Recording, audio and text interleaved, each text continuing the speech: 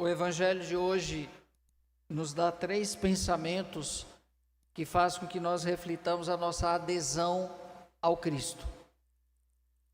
A fé que nós professamos, se realmente não existe dicotomia entre o que eu acredito e entre o que eu pratico. Com isso, não estamos querendo dizer que somos perfeitos. Imagina, temos falhas. Por isso que estamos aqui, tentando buscar fazer um caminho que nos aproxime um pouquinho da perfeição de Deus. Mas existem algumas coisas que são básicas e que são elementares, essenciais para aqueles que professam a fé, que não pode faltar. E Jesus, por meio dessa parábola, conta para a gente. Mas no livro do Eclesiástico, lá já na primeira leitura, o livro nos diz que aos humildes que ele revela seus mistérios. Vamos fazer um parêntese aqui para explicar o que é a humildade, porque de uma forma muito rotulada, nós temos ideias caricatas do que é ser uma pessoa humilde, por exemplo. A mais comum é a gente dizer que nós ligarmos a humildade com o desprovimento de um bem material.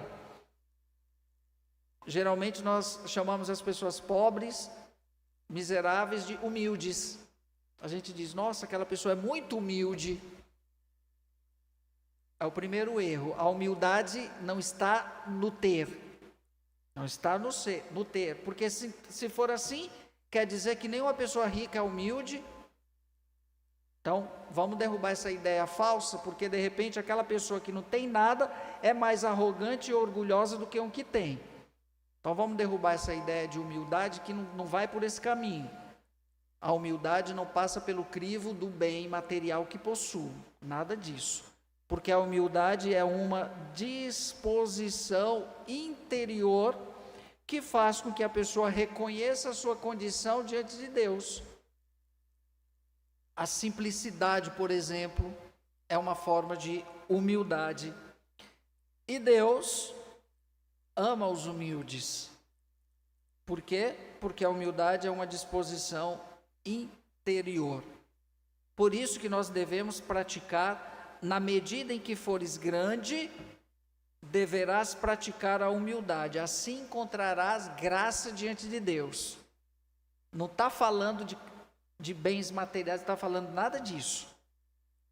Ou seja, a humildade, ela deve ser um dos fatores relevantes na maturidade humana. Ou seja, quando eu reconheço que eu sou. Agora, para que a humildade seja uma realidade no coração das pessoas, é preciso esvaziar-se cada vez mais no exercício diário para vencer o tal do danado maldito orgulho. Porque se tem uma coisa que impede de nos abrirmos à graça de Deus na perspectiva da humildade, é o orgulho.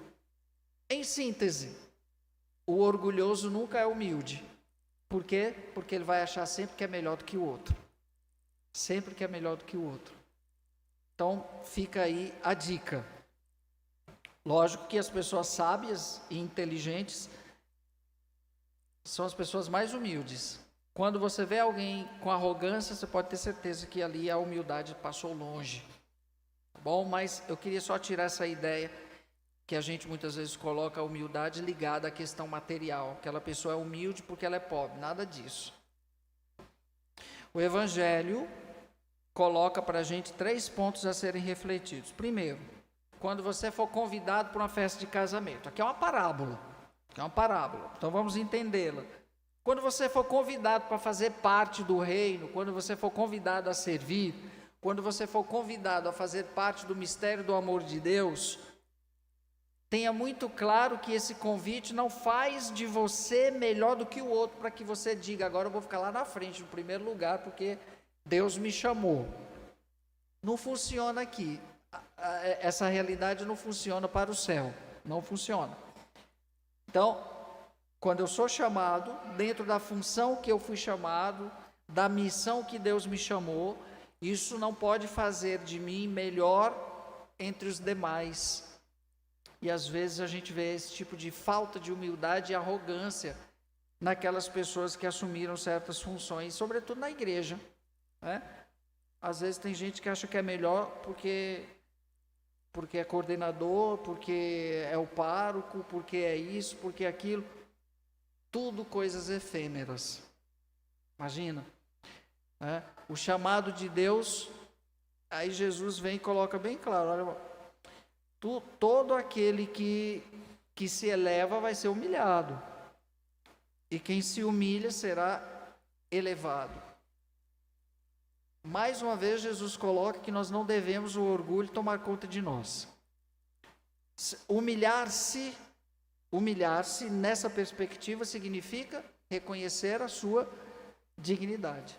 Por exemplo, a pessoa que reconhece que erra, ela mostra uma dignidade sem igual, porque só pessoas dignas, corretas, de reta intenção, são capazes de reconhecer quando erram. Uma pessoa orgulhosa, que se eleva sempre, ela nunca vai reconhecer que erra. Para ela é o outro que erra, sempre. Então, quando vier a humilhação dessa pessoa, vai ser terrível, porque ninguém se sustenta na soberba, um dia cai. Isso é fato, um dia cai. Então, nesse sentido, somos chamados para servir, mas isso não deve fazer com que eu seja elevado ou que eu imagine que seja melhor do que os outros naquilo que Deus me deu. Um outro ponto que o Evangelho também coloca claramente é que nós nunca devemos fazer barganha com Deus. Ou seja, na linguagem figurada dessa parábola, Jesus fala, quando você convidar alguém para uma festa, não convida quem pode te retribuir igualmente, porque senão você já vai receber a sua recompensa. Ou em outras palavras, muitas vezes nós criamos, isso é humano até, mas eu tenho que tomar consciência a partir da opção de fé que eu fiz, que eu não devo manter as minhas relações numa perspectiva de interesse, porque também não se sustenta, né? Então eu vou querer perto de mim quem pode somente me dar algo, ou quem pode me favorecer em algumas instâncias ou coisas do tipo. E Jesus fala, é o contrário. Só tem validade o bem que nós fazemos quando esse bem é na gratuidade. Aí nós temos o Carlo Acutis, que fazia tanta coisa bonita que a mãe nem sabia.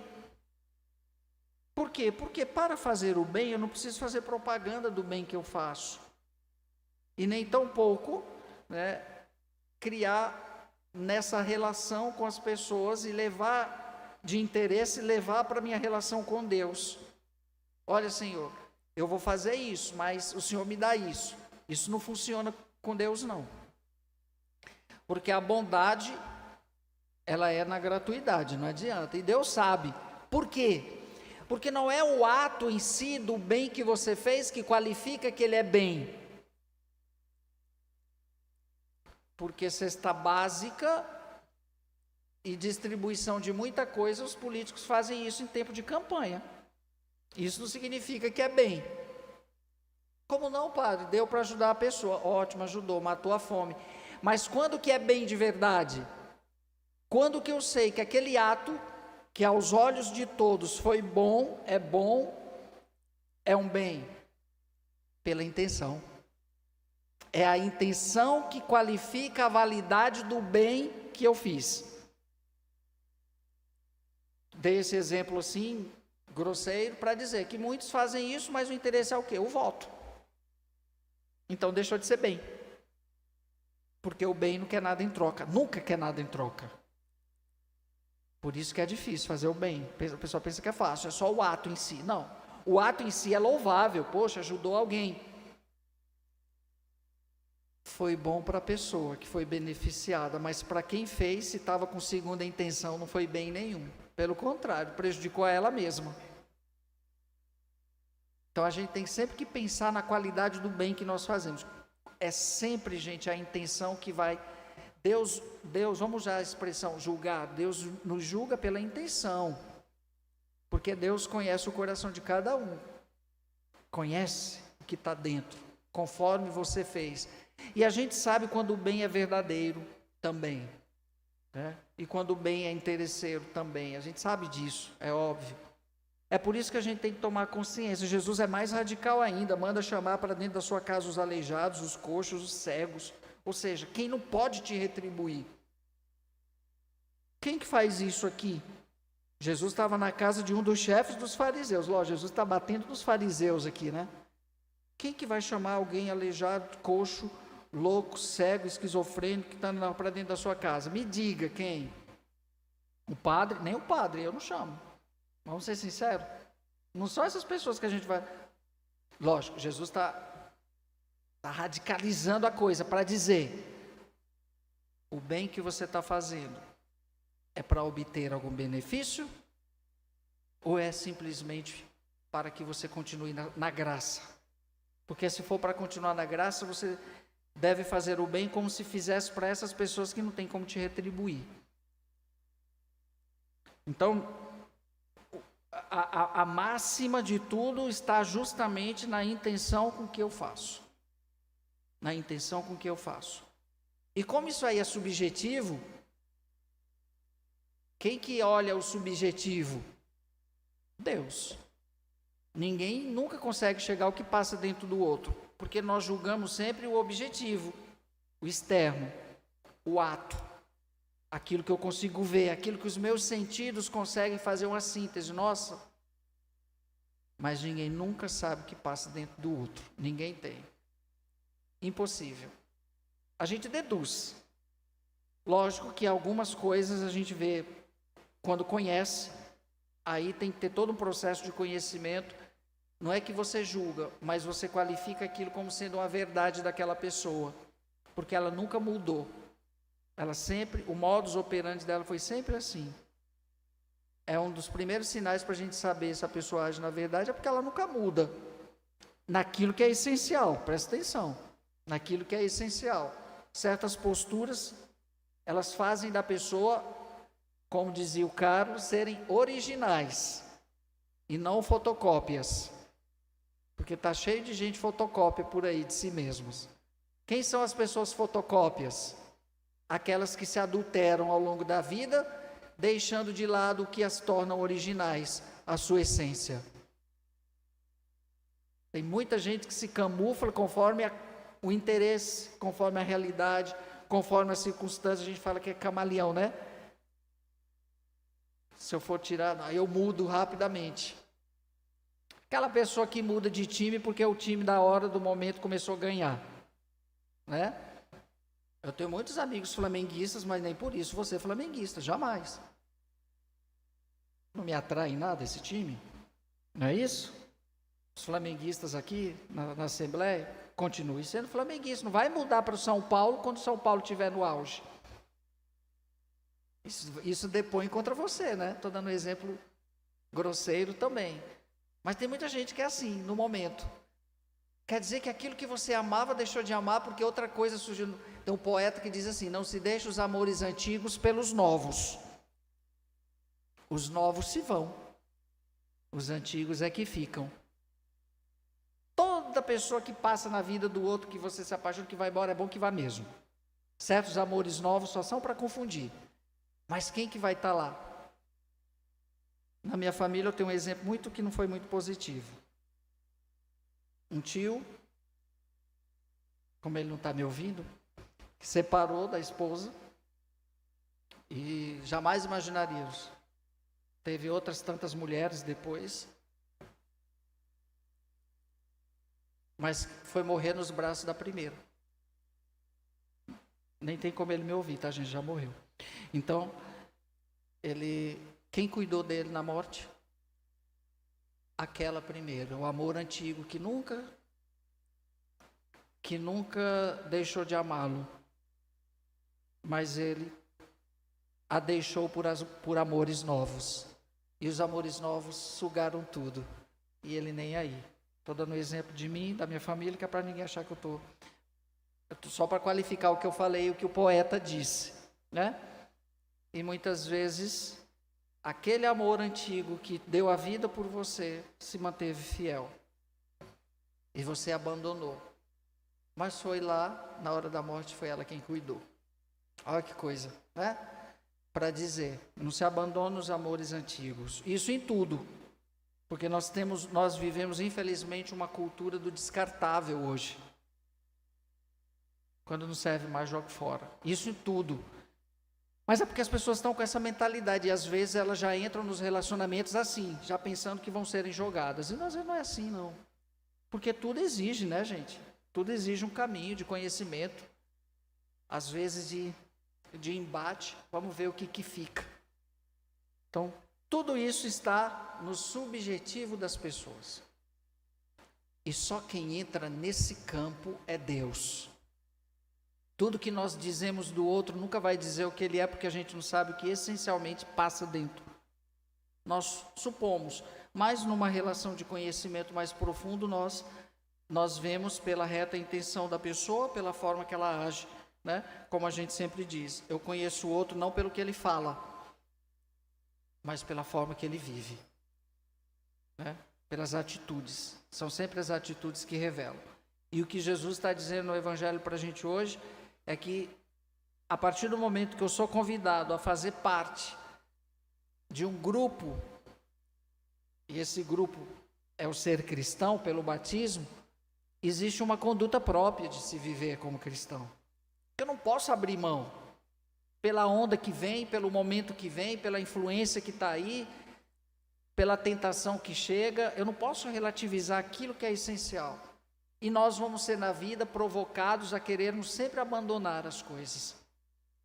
Principalmente quando causa dor. Porque nós não sabemos lidar com a dor. Nós não sabemos.